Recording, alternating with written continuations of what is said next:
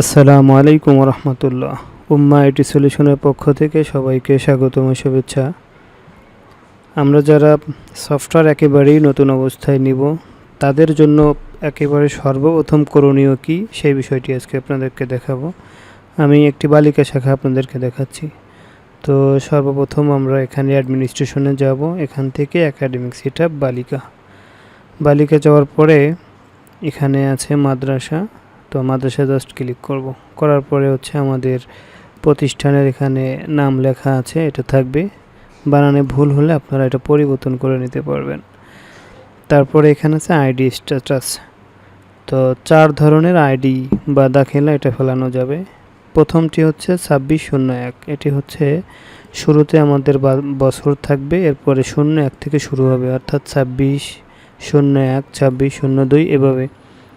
তারপরে হচ্ছে হলো অনেকে চায় যে না আমরা 1, 2, 3 এভাবে শুরু করব। অনেকে 10,000 থেকে চায়, 10,001 থেকে চায়, আবার অনেকে 1,01 থেকে চায়। আপনার খুশি, আপনার মাদ্রাসায় যেটা প্রয়োজন অথবা আপনার যেটা ভালো লাগে সেটা আপনারা এখান থেকে দিতে পারবেন।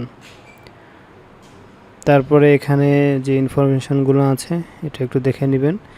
তো সর্বপ্রথম কাজ কি, বিভাগ অ্যাড করা, অর্থাৎ আপনার মাদ্রাসায় যে বিভাগগুলো আছে সে বিভাগগুলো অ্যাড করতে হবে। তো এখানে যদি আপনি জেনারেল বিভাগে অ্যাড করেন, জেনারেল বিভাগ দিবেন। সিরিয়াল বা লেভেল এই জিনিসটা কি, এটা অনেকে কনফিউজ থাকে। অনেক সময় আছে যে আমাদের এখানে উচ্চতর বিভাগ নেই, কিন্তু উচ্চতর বিভাগের সিরিয়ালটা হচ্ছে প্রথম। আমি এখানে উচ্চতর বিভাগ দিচ্ছি, উচ্চতর বিভাগ,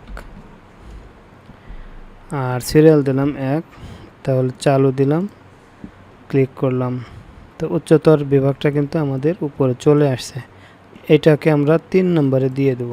এখান থেকে সম্পাদনা করে 3 নম্বরে আমরা দিয়ে দেব, যাতে এই তারতিবটা ঠিক থাকে।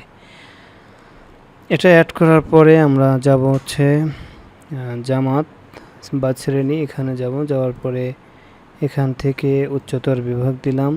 তারপরে দিলাম ইফতা, কোঠা ধরেন 50 জন নিব, সিরিয়াল হচ্ছে 1, ভর্তি ফর্ম ফি 100 টাকা দিলাম। দেওয়ার পরে আমরা এখানে চালু বাটনে ক্লিক করে জাস্ট সংরক্ষণ দিয়ে দিব। এখানে সংরক্ষণ দিয়েছি। আজকে মূলত একটা বিষয় দেখানোর জন্য। দেখেন এখানে ইফতার সামনে ডিলেট আসছে, আর অন্য অন্য ক্লাসের সামনে ডিলেট নাই। এটা কেন?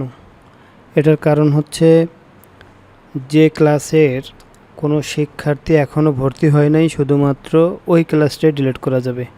অর্থাৎ ইফতা মাত্র নতুন, এটা মাত্র অ্যাড করলাম, কোনো শিক্ষার্থী ভর্তি নেওয়া হয় নাই। শিক্ষার্থী ভর্তি নেওয়ার পরে এটা কিন্তু আর ডিলিট করা যাবে না। তো সেক্ষেত্রে এটা আমার দরকার নেই, এমনি দেখানোর জন্য এটা দিলাম। তো আমি এটা ডিলিট করছি, এটা ডিলিট হয়ে গেছে।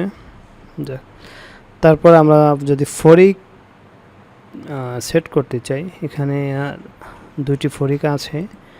আমি হেফজ বিভাগ দিলাম, হেফজ, আর দিলাম এখান থেকে হেফজ 1, সিরিয়াল নাম্বার 1 রাখতে পারি।